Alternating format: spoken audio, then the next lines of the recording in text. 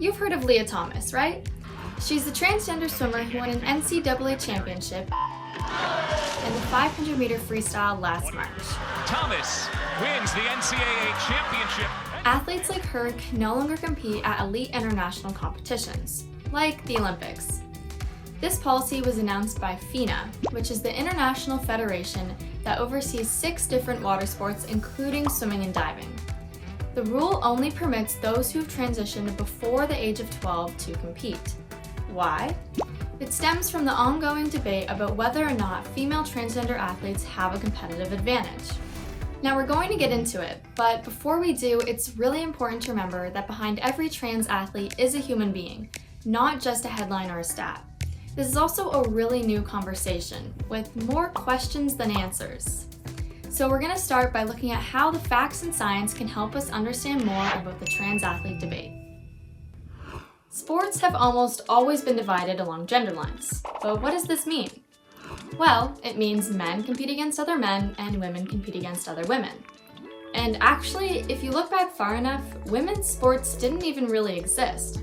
So I guess for a while, it was just men competing against other men.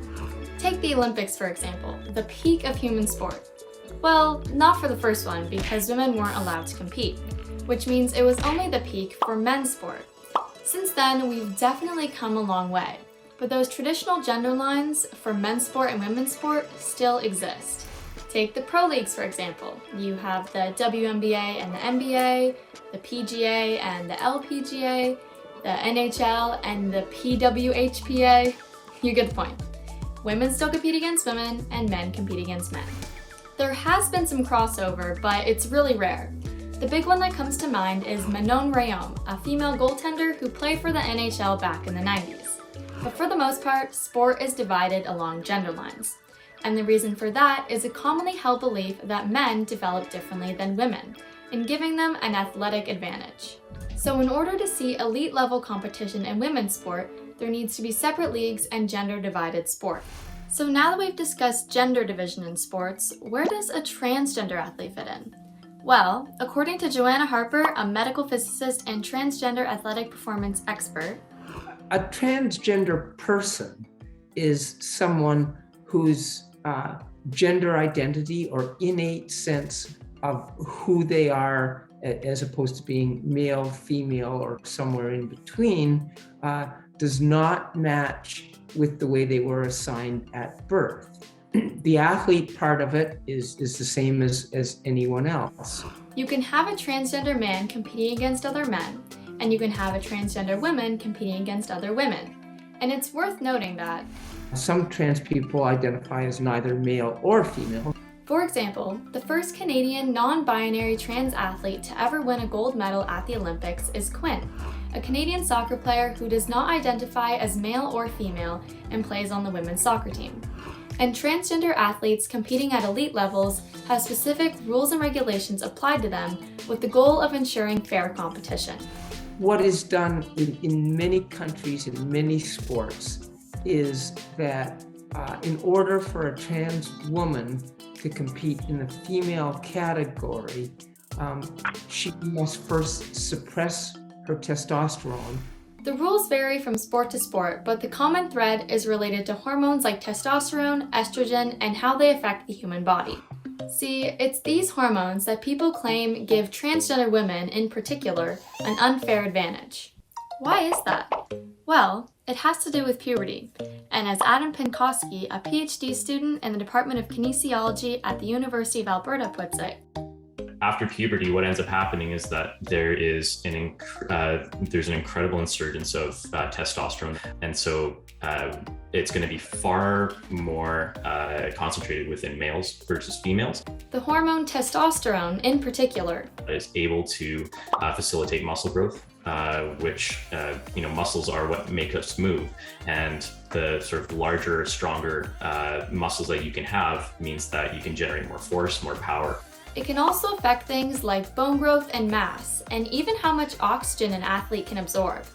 So the argument here is that no matter how much hormone-suppressing treatment a transgender woman will go through, if they have gone through puberty as a male, they will still have these natural advantages. And some people say that will lead to transgender women dominating in women's sports. However, that has not been the case, since the earliest documented case of a trans athlete competing was tennis player Renee Richards in 1975. Only a handful of transgender women have seen success in elite sport levels.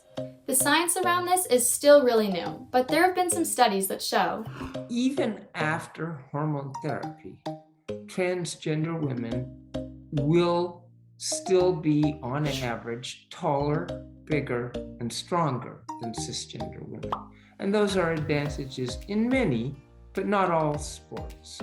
But, as Joanna points out, because of the testosterone suppressants that transgender women take, they also have physical disadvantages. Their larger frames are now being powered by reduced muscle mass and reduced aerobic capacity. So that can lead to disadvantages in things like recovery or quickness or endurance. And so these different advantages and disadvantages will play out differently depending on what sport you're talking about. Which is why Joanna feels that when it comes to fair competition at elite levels, I don't really think we can have a blanket policy as much as we would like to see that intuitively. I think it depends on the sport. And some sports might need to be more restrictive than others. people are going to keep discussing this topic, and the issue of fairness is always going to be at the forefront. In fact, FINA also announced that they're looking into creating an open category in which transgender athletes can compete. And I'll leave you with one last fact. According to the United Nations, the right to sport is a fundamental human right, and human rights are for everybody, regardless of who they are or how they identify. Alright, that's it for Can Explains. For CBC Kids News, I'm Isabelle MacNeil. We did a lot of research for this piece, and I spoke to some really smart and informed people, like Joanna Harper is a visiting fellow and researcher for transgender athletic performance at Loughborough University in England. Adam Pankowski is a PhD student in epidemiology and a kinesiology faculty member at the University of Alberta. And even though you didn't see them in the video, I also interviewed these people whose insight and expertise really helped shape the video. Ava Bosnak is an equity, diversity, and inclusion practitioner and consultant. Luke Martin is an associate professor at Queen's University in Kingston, Canada, who studies positive youth development through sport. And Xavier Roy, an associate professor at Bishop's University in the Department of Sport Studies. I also referenced information from CBC, Sports Illustrated, the Olympics, and Scientific American.